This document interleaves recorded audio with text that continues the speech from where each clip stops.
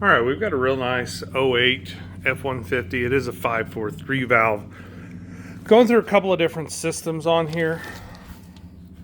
These are all the codes that come back. Some of them I'm concerned with, some of them I'm not.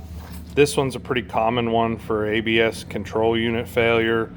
This one, not really a big deal here most of the time. Alternator field, I assume that was probably a glitch at some point. And then we've got a couple of evaporative emissions codes. So this one here, like I said, more than likely ABS control unit. These here, we have a evaporative emissions leak. And so that's what I wanted to showcase. I've got a couple other videos out. I wasn't really happy about how those worked out. So this is the leak master, obviously. It has a built-in compressor, so it builds its own smoke. Runs off 12 volt. What we did is we basically adapted it in here and ran to where we can smoke the evaporative emission system going rearward. We also need to figure out where the power steering fluid's going. So now that we've kind of got that hooked up or gone over, one of the codes that's in there, and forgive me, I know it's going to be noisy, just bear with me, the lift will only take a second.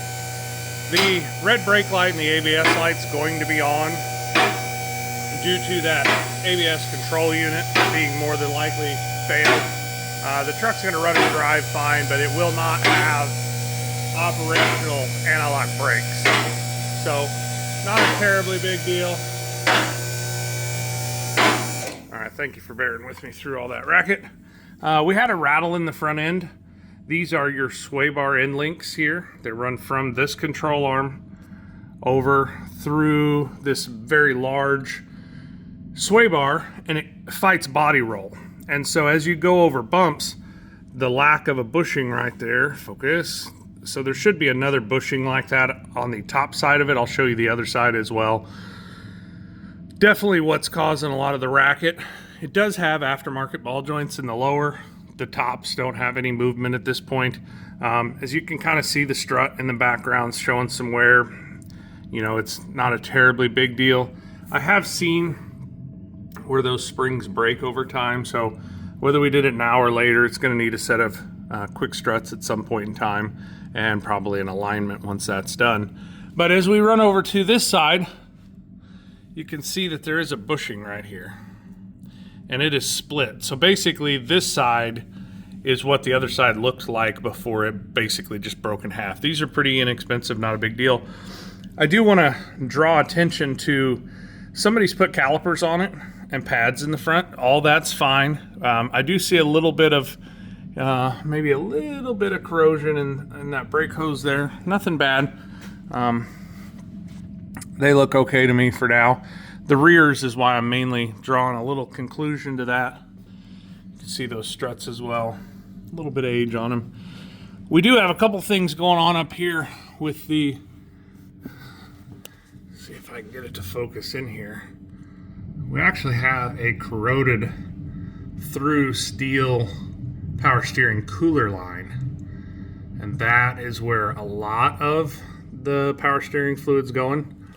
You can see it runs down, runs across there, so it's that whole piece, as well as this piece is the high pressure line, and you can see I've got significant leakage there as well. So as we kind of like zoom out, we have a lot of leakage here. That's high pressure. We have a significant amount of leakage here, and that's not real great on the lower control arm bushings. That petroleum degrades it quite a bit, so it needs cleaned up after those are replaced and rechecked. But the rest of it looks in pretty good shape. As we come back here, we got to kind of dive up above the fuel tank here,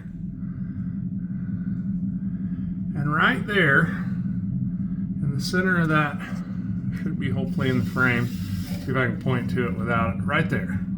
I know it went out of focus.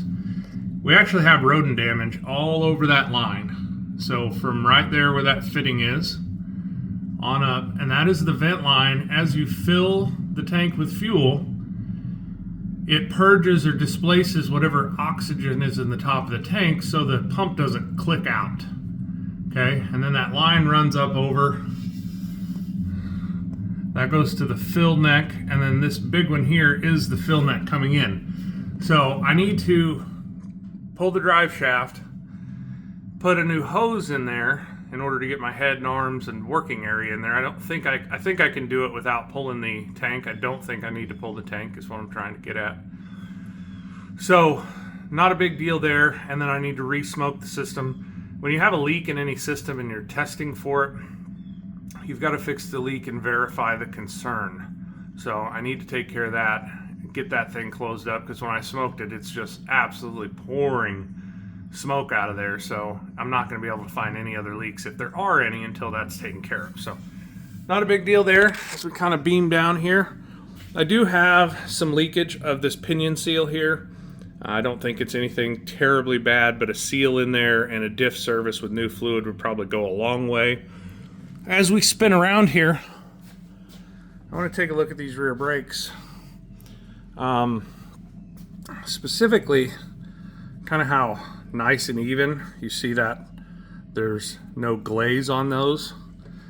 And as I push on this rotor here, it does move, it does turn. It potentially could be a little bit of a bind in the parking brake, but I believe that the caliper is dragging on this side a little bit. Nothing terrible. If we didn't do anything about it right now, it is what it is. I think it's been driving like that, for a while, more than likely. But as I come over to this side, I see more intrusion of rust in there. That pad actually comes out to probably right about there.